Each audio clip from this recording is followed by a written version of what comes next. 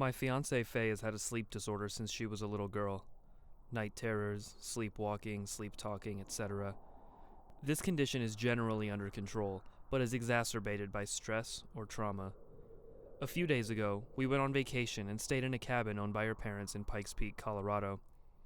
We found a creepy homemade dream catcher in the forest behind the cabin, and at night, we heard a voice, or voices, calling out from the woods, saying all kinds of terrifying things. Sometimes it would mimic people we knew, including deceased relatives. Faye's sleep disturbances got much worse, and while sleep talking one night, I overheard her answering strange questions about herself and me. When we returned to our home in California, her behavior became extremely erratic, and she's convinced that something has followed us back. Because of her worsening condition, I had the house blessed and purged, and I flew back to Colorado to demand answers from Faye's parents and to revisit the cabin. The Pikes Ranger, who's a Pueblo Indian, agreed to bring tribal elders to investigate the cabin and nearby forest. My 3 closest friends are taking care of Faye back home. It's been an interesting few days. I have so much to say, so I'm going to try to be terse. Sorry that it's taken so long to report. I really am trying. All of your questions and analysis of these events have really helped us through this struggle. Some of your observations are what brought me back here to Colorado. I landed in Denver International Airport 2 nights ago and stayed with Faye's parents in Arvada. While there, we all sat down and I basically forced them to tell me what was going on. A Redditor pointed out that Laura, Faye's mother, appeared to be lying or hiding something. Another Redditor asked me if Faye had ever been to the cabin before, since her family owned it for almost 3 decades. I had never even thought of this. When I asked Faye, she said no, and her parents just used it as a getaway a few times a year. Faye's mother told me that she had been there a couple times when she was little. This time, Faye's parents told me a different story. They claimed this was the truth. Faye had been to the cabin as a toddler a few times, and when she was 5, something happened to her. While Greg, Faye's dad, and Faye were outside playing in the snow, Faye wandered off to the edge of the forest to look in. She was following a voice. Greg was building a snowman and keeping his eye on her. They were only a few dozen yards apart. Allegedly, Greg heard Faye talking, answering questions, but he couldn't hear anyone else talking. He started walking toward her to bring her back, and he heard Faye say, "Faye. No, it's Faye. I can't see you." A moment later, little Faye began shrieking and crying. She went stiff as a board, and Greg had to pick her up and haul her back inside. She was almost catatonic, and would go through bouts of total silence or inconsolable hysterics for several hours, until Greg and Laura decided to go back down the mountain and take her to the hospital. Greg claims he never saw anyone in the woods, and never heard any voices speaking to Faye. The doctors thought she had an epileptic seizure, and to this day, Faye does not remember ever going to the cabin. When I took her, she acted like she'd never seen it before. I believe that if Faye did remember being traumatized as a child, she'd never want to go back, so I really think she's blocked out the whole experience. And when we visited a few weeks ago, she thought it was her first time going. In Laura and Greg's subsequent visits to the cabin without Faye, Greg experienced terrible nightmares in which dead people entered the bedroom and sat on the ground in bed watching him sleep. In the morning, Greg let me borrow his truck, but refused to go to the cabin with me. He told me when I left, "We let you kids go up there because we honestly wanted to believe there was nothing actually wrong with the place." They used us to validate their denial, but I don't hold them responsible. I'd never have believed any of this if I were them. Dreams and a frightened child do not a haunting make. I arrived in Pikes Peak around 1 p.m. yesterday, and the ranger met me at the cabin. We investigated the place and didn't find anything unusual, except that a single lampshade had been removed from one of the lamps and placed on the couch. We checked out the nearby woods. I was kind of surprised to discover that the creepy, enormous dream catcher was still there. The ranger told me he did not recognize it, and it was not something that his people made. He told me not to mess with it until his friends showed up. He told me he'd return with them in the morning, and left. That night, some shit happened. Greg told me that he'd hidden a .357 Magnum in the closet, so I retrieved it, and a really dope-ass purple bathrobe, and I felt a little better. Don't worry, I know how to shoot and how to keep it safe. Right around sunset, I walked out to Greg's truck to grab a few things I'd neglected to bring in earlier, and I heard two distinct voices chattering in the woods. It was snowing like crazy and the wind was howling, but above the storm I heard a gruff, masculine voice and a younger, adolescent male voice. They were both yammering incomprehensible gibberish from two different places.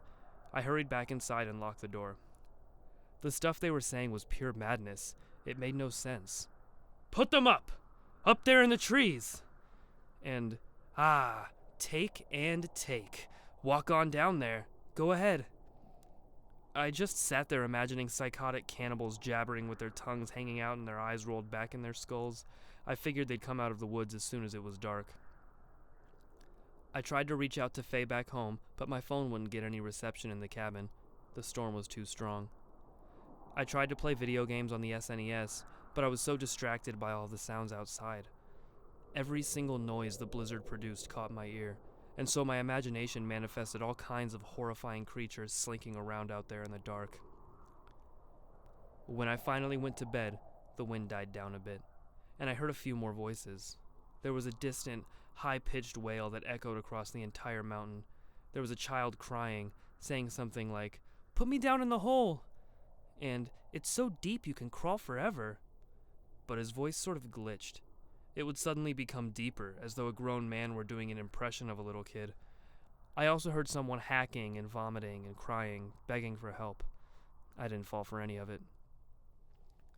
I'm 28 years old, and this is the most afraid I've ever been in my entire life, even with Faye walking around like a fleshy marionette and calling out to a presence in the dark of my own home. Around the time I was getting into bed, approximately 12:45 a.m., there was a gentle tapping sound on the window in the living room. It was soft, like a neighbor who was reluctant to bother me. I stood there in the bedroom with the door open, holding my breath, trying to figure out if I'd imagined it. Then I heard it again. So I crept down the short hall and peeked around the corner, just in time to see a figure walking past the windows and toward the front door. With the curtains drawn, I couldn't make out anything but a big shadow. Then, it knocked on the door. It was a gentle knock. A man's voice called out softly. "Hello?" I just listened intently and tried to keep silent. Eventually, he knocked again and said, "Hello? I need to speak with you." He was speaking through clenched teeth. He was either extremely cold or extremely angry. Very carefully, I stepped back into the bedroom to grab the gun, but the goddamn place is so old that the doors creak. I barely tapped the bedroom door as I passed it, and it squealed like a dying pig. Then the man outside said, just above a whisper, "I know you're there." For just a moment, in my lethargy, I considered the possibility that this was one of the ranger's friends, or maybe somebody else who lived on the mountain. I was never going to open the door, but stupidly, I figured talking to it couldn't hurt. I say it because I immediately stopped believing there was a human being on the other side of that door the moment I opened my mouth. I said, "Who the fuck is it?" as assertively as I could. The second I stopped talking, whoever it was out there repeated my question, while mimicking my voice accurately. It almost sounded like an echo. Then he said, "May I come in, please?" His voice was a little shaky, but it definitely sounded like me. Unnervingly similar to me. But he was still clenching his teeth, so I could hear the difference. I pointed the gun at the door. It was dark in the house, so he couldn't see what I was doing through the curtains, and said, "If you don't get the fuck out of here right now, I will blow you in half." For those who don't know what a .357 can do to a person, a slug to the chest essentially makes you into a human milkshake, and that's after passing through 2 inches of an oak door. We both stood there for a dreadfully long minute. It started testing out my voice, groaning and whispering and muttering. It said a lot of things, but I only remember a few of them. "What's your name? What's your name?" "A little cabin. For the weekend. For the weekend. For...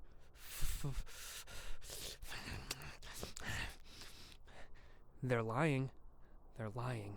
The ones out there. La la la la la la la la.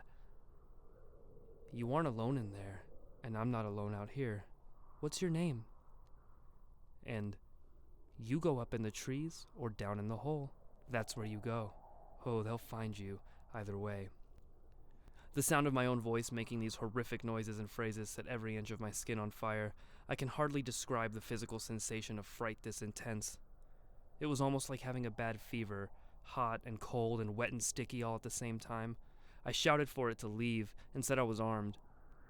I considered firing off a round, but that's a decision you can't take back, and my number one rule is to only fire when I'm certain I've got a target and a clear reason. I'm proud to say that I can use my voice a lot better than whatever it was that mimicked me. I'm a soft-spoken guy, but I came down like a fucking hurricane screaming, "I will fucking kill you!"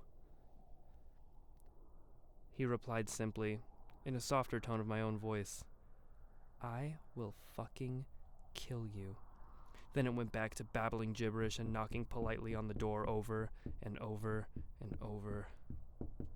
After another minute or two, it suddenly stopped.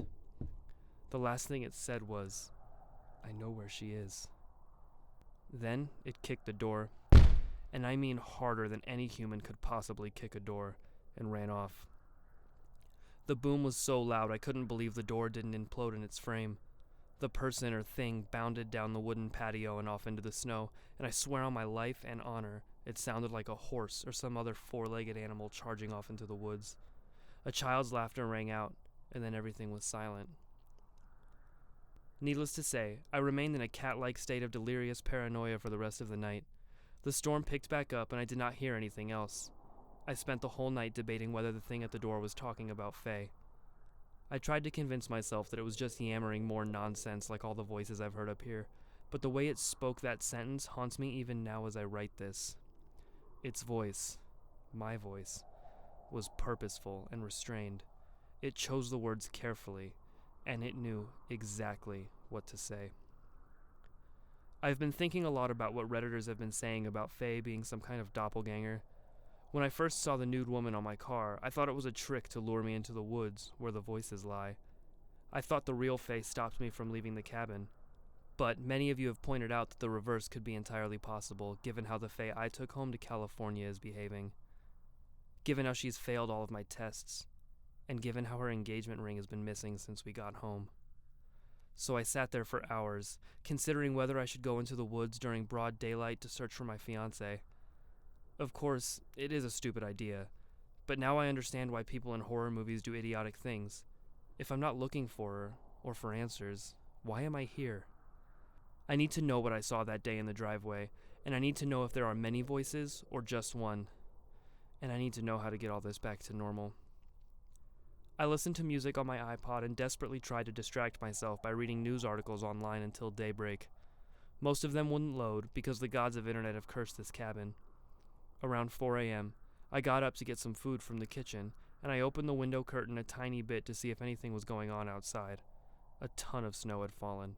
At the rim of the forest, dozens of yards out, I could see a distant figure standing perfectly still in the moonlight. He was facing away, staring off into the darkness of the woods. I checked on him every 20 minutes since then. He never moved. When the sun rose around 6:15 a.m., he was gone. I never saw his face. Today, the ranger and his two buddies came to the cabin, as promised. They were instantly likable and warm. One of them, Getaway, is a medicine man in his 50s and was especially cool. The other was his son, Nathan, who was probably just a few years older than me. They told me all kinds of interesting lore about Pikes Peak and the surrounding areas, and then proceeded to tell me a disturbing story that they believe explains the strange activity on the mountain. For the sake of brevity, I will relay this in my next post. The ranger gave me one of his facility's satellite phones to stay in contact with him in case of emergencies. I used it to call Faye, but she didn't answer, so I called Jason and Richard, who are presently caring for her. Apparently, Faye had become inexplicably outraged after taking a shower, threw an enormous tantrum, and locked herself in our bedroom. She refused to eat for the rest of the night. Allison and Jason slept in the guest room, and Richard slept on our couch downstairs, and worked late on his commissions. He's a digital artist. He told me that around 1 a.m., the same time I had had my visitor, Faye ran downstairs into the kitchen, eyes closed, and started drinking out of the sink faucet. Then she turned around and stared, with her eyes still shut, at Richard while he sat at the breakfast table. She said, "Felix," to which he replied, He's in Colorado, Faye, remember? And then she said, we sent him there to die. And then she sat down right there on the kitchen tiles and went back to sleep. I've instructed my friends only to wake Faye if she does anything serious, so they observed my rules and got her back to bed without much of an issue. For all of the crazy shit Faye does when she's asleep, at least she never gets violent. The guys put her back into bed easily enough, and the next day, Allison bailed on the whole project. She said she was awake all night, listening to Faye whispering through the wall. Faye told Allison about how there was a man in the house, and he was asking about her. My flight home is the day after tomorrow, so I'm gonna have to figure all this shit out real quick. I'm gonna take a nap. It's nice and bright outside. No voices. Good night. Tune in next week, and maybe we can dive a little deeper into what scares you.